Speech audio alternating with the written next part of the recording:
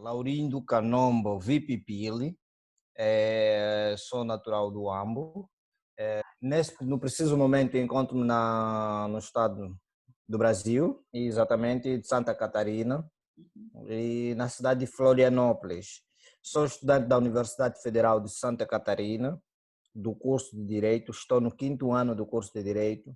Estaria já em véspera de terminar o curso, mas infelizmente por questões alheias à nossa vontade, né, e por fatos naturais que acontece que é a pandemia, e então ainda tá tudo suspenso, né?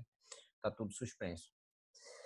Então, a pergunta provavelmente a mais esperada é o porquê que eu vim para aqui para o Brasil, que remete a uma história do passado, viver aquela ao que eu passei em Angola. Eu cheguei no Brasil em 2015, mas antes de vir para o Brasil, provavelmente poderá surgir a inquietação, mas por que não ficou em Angola?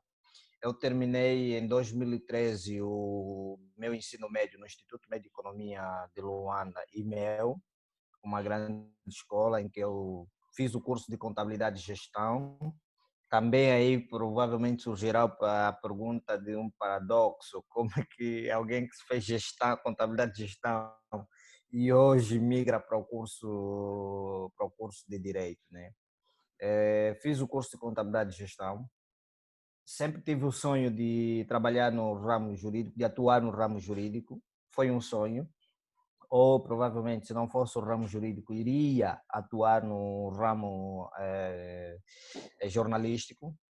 Também era um outro patamar do sonho de poder ascender ao ramo jornalístico. Eu amo mesmo, até porque eu trabalhei por um ano, se não me engano, como repórter numa ONG na Seas for Common Ground. Trabalhei como repórter, trabalhei com um dos grandes, que eu hoje considero um dos renomados jornalistas, que se não me engano está na LAC, que é o Walter Cristóvão, um dos grandes jornalistas, com quem eu aprendi bastante, com a grande equipa que eu lá tive. E esse foi um pouquinho do percurso. Em 2014, 2013, quando terminei, no final do ano, em 2014, lá no princípio, fui testar na Universidade Agostinho Neto no curso de contabilidade, para o curso de contabilidade. Na realidade, eram duas opções. Infelizmente, não consegui ingressar, fiquei com a média, se não me engano, 8,12, alguma coisa, e a média para ingressar no curso era de 12 valor o máximo. Mas um fato curioso, né? Um fato curioso que é recorrente na nossa sociedade, né? É que eu fiquei e teve pessoas com relatos e até pessoas com médias muito mais baixas do que eu conseguiram ter acesso ao ensino, conseguiram ingressar na universidade por caminhos que nós já sabemos que são caminhos ilícitos, né? Yeah. Que são caminhos ilícitos que levaram essas pessoas a ingressar, mas não deixo de tirar, pronto, cada um vai pelo caminho que mais achar correto. E me lembro como se fosse hoje, eu cheguei depois de ver o resultado, a minha mãe olhou para mim e disse: filho, queres que eu mexa na poupança que eu fiz para poderes entrar na faculdade, que tenhas que pagar tantos valores? Eu disse na minha mãe: não, não faça isso. Ela me perguntou: mas por quê? Tu não precisas deste valor, não precisas estudar, precisas dar avanço da tua vida? Eu disse à minha mãe: não, não faça isso, porque eu sei que eu vou conseguir alcançar. Desculpa aqui o barulho do WhatsApp, é que eu estou a tentar aqui acompanhar o guião. Está tudo Eu bem. vou conseguir alcançar, vou conseguir vencer essa batalha, vou tentar o próximo ano. E eu tive sempre, antes, eu vivi muito, vivi 8 anos e meio com os meus primos, filhos nós em Angola chamamos nossos irmãos, Sim. e filhos da irmã da minha mãe, e que me ensinaram muito nessa vida. Me ensinaram que a vida não era de altos e baixos, a gente teria que cair, não é? E meu primo chegou e disse para mim: tu não conseguiste entrar para a faculdade, tá? À Embaixada do Brasil, vai se informar sobre os critérios das bolsas que lá existem e tenta, não é? Ele pediu me para tentar. Esse aqui, tentei ao convênio do PECG e dei a entrada dos documentos, dei a entrada de todos os procedimentos. Foi uma batalha muito enorme, porque exigiu muita dedicação da burocracia de documentos das nossas instituições. Hoje ainda temos um sistema de burocracia muito excessivo. Então, passou pelo crivo de avaliação pelo MEC, que é o Ministério da Educação daqui do Brasil, e me lembro, num belo dia, eram provavelmente meia-noite que ia sair o resultado dos alunos aprovados, selecionados para poderem irem cursar, e eu me candidatei no curso de Economia, para vir para aqui para o Brasil. E eu, quando cheguei lá na embaixada, eu disse, eu quero fazer Direito. Aí a responsável do convênio, né, que responde pelo convênio, disse para mim, Laurindo, você não vai poder fazer Direito, vai ter que fazer Economia, Contabilidade, vai ter que escolher um desses dois cursos. Ela me disse, mas tu tens uma oportunidade. Tu podes ir para o Brasil, começar a fazer Economia, o convênio te dá a prerrogativa de você, depois de um ano, trocar o curso. Trocar o curso depois de um ano. Eu disse, nada mais, tocar a ficha, né? Eu vou tocar a bola. E quando fui pesquisar fui para fazer a pesquisa do resultado, fui ver os nomes, graças a Deus, pela bênção, pela graça do Senhor, lá estava o nome Laurindo Canombo Vipipili, Universidade Estadual de Campinas. Ou seja, num primeiro momento eu vim para o Brasil, para o estado de São Paulo, na cidade de Campinas. E comecei a fazer o curso de Economia na Unicamp, né? Amei bastante o curso de Economia, mas só que não me contentei, porque eu precisava ir atrás daquele que era o sonho, fazer Direito, a minha paixão, fazer Direito. E passado um ano, terminado o semestre, aí comecei a mover os trâmites para poder conseguir trocar para o curso de Direito. A Universidade de Campinas, da Unicamp, não tem o curso de Direito em graduação, só as outras universidades é que tinham. Procurei submeter o processo a três universidades, que é a PUC de Campinas, a Pontífice Universidade Católica, e submeti a PUC, a USP, a Universidade de São Paulo, e submeti a UFSC, que é a Universidade Federal de Santa Catarina. Okay. Como a USP, a UFSC, que é a Universidade Federal de Santa Catarina, foi a menos burocrática, me permitiu com que eu viesse para aqui fazer cursar o Direito, que desde então, desde que cheguei à UFSC, e tenho desenvolvido os meus trabalhos na área do direito, atividades na área do direito. Então, quando chego aqui no Brasil, vivi fatos que, em 2015 no Brasil, vivi fatos que marcaram-me bastante. Fatos raciais que acabaram por me marcar. Me lembro que quando caminhava por uma das avenidas lá de Campinas, saindo da universidade, indo para casa, passava um carro de jovens, né? Não sei se estavam embriagados, estavam no seu pleno juízo de valores. Jogaram-me papéis chamando-me de macaco. Acredita que foi um fato muito... Alguém passava um outro senhor e se chateou bastante, e depois o senhor viu eles e me pediu, chame a polícia. Eu acabava de chegar no Brasil. Era tipo 3 ou 4 dias depois de chegar no Brasil, e eu não conhecia nada de como é que funcionava, estava tão perdido. E quando eu caminhava, eu vi eles num posto de combustível abastecerem o carro, eles baixaram, assim, esconderam-se para que eu não os pudesse reconhecer. Mas caminhei e pronto. Não sei Foi se aconteceu um... contigo, o mesmo que eu. Eu não tinha uma visão tão grande como tenho agora sobre o racismo, até sair de Angola.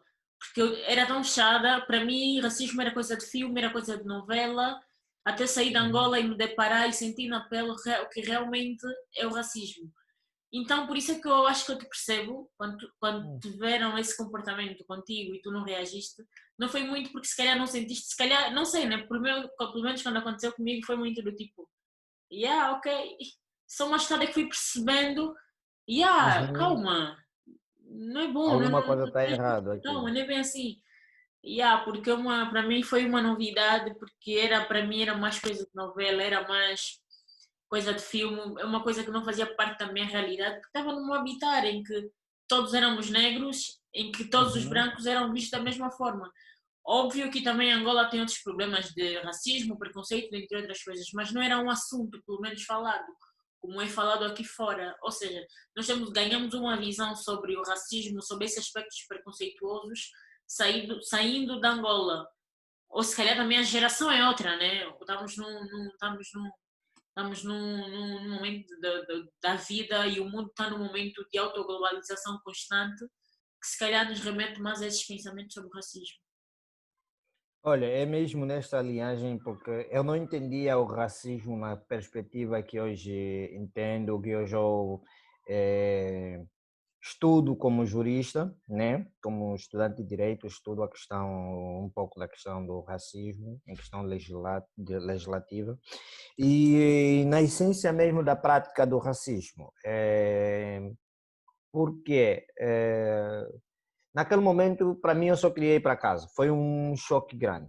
Foi um choque grande. E não foi o único fato que eu vivi no meu primeiro ano aqui no Brasil. Não foi o único fato que eu vivi. E eu comecei a perceber a questão do racismo quando as pessoas, aqui no Brasil é muito forte, quando as pessoas perguntavam para mim, tu fazes o que aqui? Tu vens trabalhar, vens fazer o quê? Eu digo, não, vim estudar. E perguntavam, tu estudas aonde? Eu dizia, olha, eu estudo na Unicamp. Nossa, Unicamp? Você na Unicamp? Aquele, aquela sensação de que você não merecia estar ali, Yeah. sabe? Você não merecia estar ali. Você é um cara que não podia estar ali. Então aquilo começou a me chamar a atenção. Mas por que que essa pessoa acha que eu não teria capacidade de estar numa Unicamp? E eu fui percebendo que aí está uma questão, o chamado que um dos professores meus chama de racismo velado, né? Um racismo velado nas pessoas. E a universidade aqui não é muito para negros, ou seja, universidade desse gabarito não é para negros, é universidade para gente branca e de ascensão da elite. E isso é fato. E hoje o Brasil tem uma luta muito grande que é na questão de cotas raciais, né, para poder equilibrar negros nas universidades. Isso vê-se. O outro fato é, na época eu morava numa avenida, recebia as transferências por via da ajuda do meu primo, e eu morava numa avenida que não é comum viver negro, não é comum viver negro. E nessa avenida, uma das vezes eu fui visitar uma amiga, estava aí buscar algo, estava caminhando de bike, uma bicicleta, né? Como foi uma bicicleta que um amigo meu havia emprestado para poder andar com ele. E eu fui buscar algo na minha amiga, só que não, era perto da universidade e era numa avenida assim. Acontece que naquele mesmo dia, acho que deu um problema de apagão de luz, de alguns minutinhos, acho que dificilmente a energia vai. Deu um apagão das luzes da rua e eu estava caminhando, vai. Só que passa um carro da Polícia Militar de São Paulo. E yeah, eu achei normal. Uau, a polícia passar, tá tudo normal. Fui, entrei, toquei o interfone da casa da minha amiga. Infelizmente ela não estava. Eu não tinha mantido contato com ela antes, ela não estava. Na volta, afinal de contas, o carro da polícia já estava a me observar. Já estava a me observar. Na volta, eu voltando do bike, acredita, passando N pessoas, passaram N pessoas que não foram interpeladas, um negro de bicicleta por ali chamou-lhes muita atenção e me fizeram uma abordagem, sei lá, parado, apontaram a arma, manipularam e com a mão no gatilho, não se mexe. A primeira coisa que eu disse para eles, olha, eu não sou brasileiro, não sou brasileiro, mesmo assim eu mantive a mão na bike, graças a Deus tenho familiares que são policiais, militares, então algumas já tenho aquele treinamento de como se comportar quando está diante de situações que pode levar ao excesso do cumprimento do dever legal do agente. Então eu mantive-me calmo, naquele momento primeiro mantive-me calmo com a mão na bike, não tirei a mão em momento algum, porque poderia parecer uma resistência de alguma coisa. E aí o outro desceu continuando apontando a pistola para mim. E pronto, o outro desceu me perguntou, pediu-me para descer tranquilamente, para descer, desci da bike, fiquei parado e as pessoas foram passando pessoas brancas, normalmente sem ser interpelado, o único negro aí, pronto, estava a ser interpelado, era o único suspeito. E aquilo me traumatizou bastante. Aí eles perguntaram o que eu estava a fazer ali, eu disse, não, olha, eu vivo por aqui próximo, vim ter com a minha amiga e até porque eu estudo aqui na universidade. Tu estudas aí na Unicamp? Eu disse, sim, estudo aqui na Unicamp, na universidade. Cadê a tua identidade? Pedi a ele que eu colocasse a mão, porque uma das coisas que a gente tem que ter muito cuidado é quando está diante de uma situação dessa natureza, em que a gente já vê que o agente já manipulou a arma, já está com a bala, chamada bala na câmara, e está com o gatilho apertado, então qualquer movimento teu pode gerar uma reação para ele, que ele pode até alegar de defesa. E acredita que a arma estava direcionada quase para o peito, ele só estava assim do lado, então qualquer coisa ele poderia apertar e pronto, era fatal naquele momento para mim. Então eu pedi a eles que me permitissem que eu colocasse a mão no bolso, o outro estava por trás também com a arma apontada, um à frente, outro atrás, que eu colocasse a mão no bolso tranquilamente e tirasse a minha documentação e apresentasse para eles. Eu disse, olha, eu não sou brasileiro, sou estrangeiro, sou estudante. E pronto, eles aí peguei a minha documentação da universidade, dei a eles a minha documentação, ainda ficaram na desconfiança. Tiveram que entrar, checar, não sei qual é a checagem que eles fizeram de 2 minutos, checaram e viram a minha documentação, me disseram, nem pediram desculpa pela abordagem, nem pediram desculpa por terem apontado pela forma conforme me abordaram, e foi aquela abordagem, parado aí, parou, se mexer a gente atira, ok? Foi um trauma. E o mais engraçado, quando eles estavam, depois de me abordarem, perguntaram onde é que eu moro, eu disse, olha, eu vivo lá naquela avenida. Acredita, eles deram uma volta enquanto eu caminhava de bike, traumatizado, porque da universidade até a minha casa era de portão, era uns 5 passos, já estava na porta da minha casa. E deram volta para constatar se realmente eu morava ali e pararam até que eu abri a porta, entrei, acredita, fiquei 2 dias sem ir para aula, sem sair de casa. E foi uma cena que me chocou bastante. Depois de alguns dias eu fui para a coordenação do curso, eu disse para eles, olha, não pretendo ficar aqui no Brasil mais, quero falar com a minha família para desistir. Os meus professores ficaram assustados. Por que, Laurindo? O que é que aconteceu? Eu expliquei para o meu professor, um dos professores de direito, ele disse, consegue fazer reconhecimento? Eu disse, será de noite, eu não conseguiria fazer reconhecimento dos agentes, me fizeram essa abordagem, eles ficaram tão sentidos e traumatizados e me pediram que eu ficasse calmo naquele momento. Eu já bato de frente com as pessoas quanto a essas questões de preconceito e ainda existe um preconceito muito grande. Eu digo que viver fora de Angola não é fácil.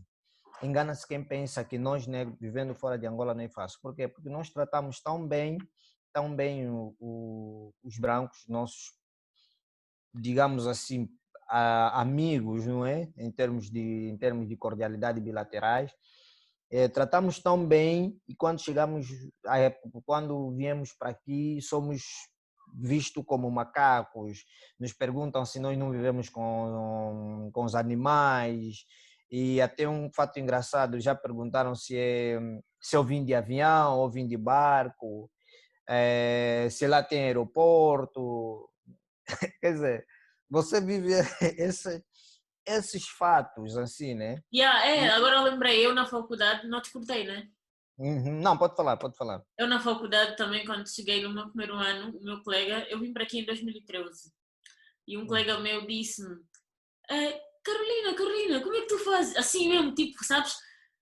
Aí foi é mesmo ingenuidade da parte dele. Tem muita ignorância por detrás disso, mas não o culpo. Eu culpo o que está por detrás dele, ou o que está acima dele, que é a sociedade, que é os pais, que é um conjunto de um todo. E também porque ele já Uhum. tinha idade para saber de algumas coisas, mas pronto. Vou culpar a ignorância. E ele assim todo emocionado, Carolina, Carolina. Eu vim na altura, eu tinha rastas no cabelo. Uhum. Ele disse, deixa eu posso pegar no teu cabelo, posso fazer não sei o quê. Ah, tá bom, fixe. Como é que tu fazes para falar com a tua família? Lá vocês têm internet, tipo, vocês andam com os animais na rua, tipo, como assim, os elefantes. E ele assim, bem emocionado. Eu fiquei tipo, estás-me a assustar, colega. Estás-me a assustar. E é isso que eu estava a dizer, tipo, e ele ia falando, tão entusiasmado, a pensar que nós andávamos com os animais, tipo no filme, estás a ver? Uhum. É bem assim, é bem assim. E eu tipo, eu depois do eu disse assim, colega, estás-me a assustar. Ele, porquê? Eu disse, estou a ficar assustada. Estás a falar de internet, estás a falar de preto, estás a falar de casa de combate, estás a falar de animais. Tipo, são coisas que eu também nunca vi como você. Ou seja, já vi, se calhar já viste mais do que eu. Então essa visão também deles também assustou-me um bocado. Eu acho assim, Carolina, sem a gente perder aquele que é o foco aqui da nossa conversa, né? Eu acho assim, uma coisa que me chamou a atenção é que eles não, aqui no Brasil, não estudam muito sobre a África, não estudam muito sobre o mundo, ou seja, o mundo para eles é mais Europa, uma parte da Europa e Estados Unidos. Isso é fato, não é? Okay. Eu não sei se é o sistema de ensino, mas é uma ignorância tremenda e poucos estudam, poucos estudam. Mas também devo dizer o seguinte, que dentre um universo de gente que tem um espírito racista, ainda assim tem gente que tem um espírito de humanismo muito forte, muito forte. Eu tenho amigos brasileiros brancos, eu tenho eu considero até mães brasileiras que, que, que me cuidam, que cuidam de mim na ausência da minha mãe, preocupam-se comigo, me ligam, mães de amigos que não precisaram ouvir a minha história, porque provavelmente uma das coisas que tem um amigo que viveu no exterior, né? Viveu em Portugal também, e ele disse, eu sei como é que é ser vida, eu sei como é que é a vida de um estrangeiro, de ser estrangeiro, não é? E não só amigos que viajaram, como amigos brasileiros que não precisaram viajar, mas que hoje que entendem, que se colocam no nosso lugar como negros. Eu digo, eu não tenho amigos brancos, eu tenho amigos humanos. Claro. Eu não tenho amigos brancos, eu tenho amigos humanos. Então, só fizer um diferencial de branco, amigos brancos talvez estaria a ter uma conotação também racial, porque o racismo não é só o negro, ou o negro ser chamado de preto ou negro.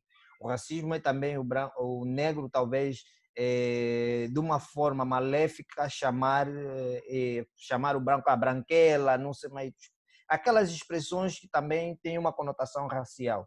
Só que não podemos, não é para desmerecer a questão negra, que fica aqui um pouco bem Yeah. patente também para os que irão de ouvir, não é para desmerecer, mas é uma questão de nós sabermos nos colocar. Nós somos todos humanos, então nós temos amigos humanos. Então, tem um amigo branco. Eu Eu não ainda tenho um acho. amigo branco.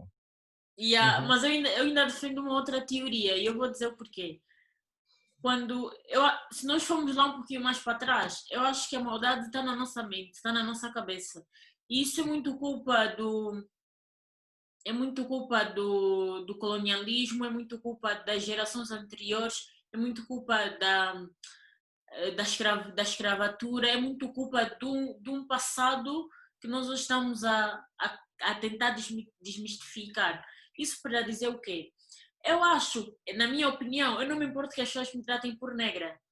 Eu posso dizer, ele é negro, ele é branco. Ok, até aí estamos ok. O problema está aqui. Nós é que metemos as palavras, é que nós é que damos sentido pejorativo às palavras porque associamos logo o negro, o preto à maldade, ao negativo, ao não construtivo, ao sujo, ao do inimigo, ao dos Exatamente. diabos, estás a ver? Ao que não transmite luz, ao que remete a coisas tristes. Nós, humanos, é que damos o sentido a essas palavras. E o branco associamos sempre ao poder, à relevância. Ou seja, Cria um estereótipo. nós é que colocamos os adjetivos às palavras. Porque a nossa Uhum. cor existe, estás a ver? Se calhar os Uhum. indianos que são chamados de pardos ou amarelos têm outra defesa, têm outra teoria. Ok, vamos Exatamente. tratar as pessoas pela cor, ok, tratam-me pela cor, mas respeitam-me pelo ser humano que sou. Tu Uhum. me vês aqui por ser preta e te vês ali, ou vês o outro porque é branco ali em cima. Quando estamos os dois no mesmo nível, se calhar eu estou num nível superior. Uhum. Quando eu, preta, olhando para uma multidão de 100%, em que os pretos são a maioria, representam 80 a 90% da população e é a população mais ignorante, é assim que tu olhas os pretos, ou quando tu olhas um preto, uau, olha, aquele ser humano também conseguiu, não é aquele, oh, afinal tem um preto, porque aqui também me tratam assim.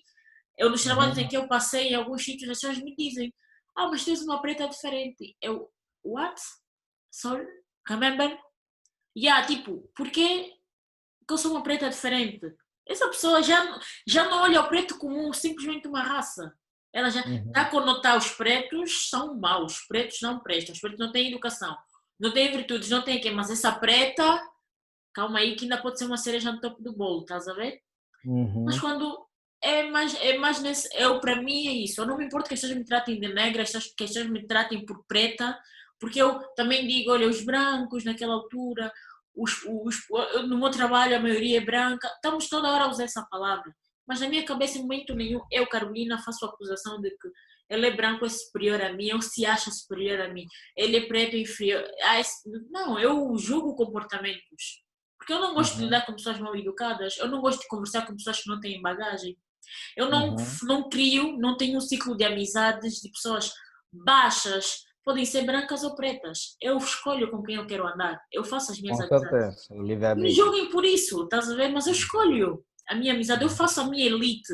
A minha elite são pessoas que pensam, são pessoas que transbordam uma boa aura e para mim isso é que interessa agora, independentemente de serem pretas ou brancas. Outra vantagem que esse momento é teu, mas estou aqui a aproveitar. Uhum. Outra vantagem que eu acho de estar a viver aqui em Portugal é porque Portugal é um país multicultural, agrega muitas etnias. E eu vivi numa residência de estudante em que eu tive o prazer de conviver profundamente mesmo, no limite, sabes? Estamos aqui a gravar por detrás, por detrás das câmaras. Tu não estás a ver Uhum. o que eu tenho aqui desarrumado, arrumado, menos bom, menos mal, e eu vice-versa. E quando tu estás num meio de estudante, numa residência de estudante, tu te despes dessa maquilhagem que há aqui à frente e não consegues fingir um comportamento durante muito tempo. Se tu és Uhum. racista, não vais conseguir fingir durante muito tempo. Se tu és desorganizado, não vais conseguir. Ou seja, os teus defeitos não vão ficar guardados, a alguma altura Para vai. sempre. Um E momento vai ser desvendado. com certeza, eu convivi com com uma turca e uma espanhola. Epá, não sei se elas alguma vez foram racistas e teve. Só sei que elas, se alguma vez foram, saíram mudadas daquela fundação. Porque elas são minhas amigas e nós nem falamos sobre racismo, elas às vezes até que lamentam algumas situações, mas a nossa conversa flui de tal maneira de que não há necessidade de falar porque estamos a lidar com humanos, estás a perceber? Enfim, Uhum. não essas coisas. Agora deixa-me só te perguntar, tu foste para o Brasil Uhum. fazer direito porque foi sempre uma coisa que tu quiseste fazer, que era direito, mas a minha pergunta é, a questão legislativa, para mim eu olho para o direito muito como olho para a medicina. Eu, angolana, falo português, vou para Cuba, não vou falar de Cuba, não vou falar dos países que falam espanhol, porque acaba muito que o português percebe o espanhol, se bem que o espanhol não percebe o português, mas é Uhum. muito para perceber a questão da legislação. Eu entendo que até um angolano venha para aqui para Portugal fazer direito, porque a legislação se parece muito, o Código Penal, entre outras coisas. Olha, eu vou falar muito mal de direito, não conheço isso tudo muito bem, mas de uma forma geral, essas coisinhas ali que você sabe até que eu estou a falar e que tal, primeiro estou a pensar e que você deve estar a chegar lá pela conexão. Uhum. Não é um problema, tipo, estar a fazer no Brasil e depois ter que adaptar o estudo brasileiro e empregar a nível profissional em Angola, por serem coisas diferentes. Não é mais um trabalho, não é mais um estudo a duplicar. Quando tens a condição, a possibilidade de, ok, vou fazer em Angola, é o direito ou é medicina, porque se eu aprender medicina, se eu estudar medicina em chinês, em mandarim, não sei se vou conseguir depois traduzir em português, eu não sei se vou perceber muito bem o meu professor, se eu estudar inglês, não sei o quê. Ok, se eu fazer direito no Brasil, a legislação, além de ser diferente, há defesas há coisas que o Brasil aceita, que Angola não aceita. Quero que me faças perceber isso. Porquê direito e no Brasil?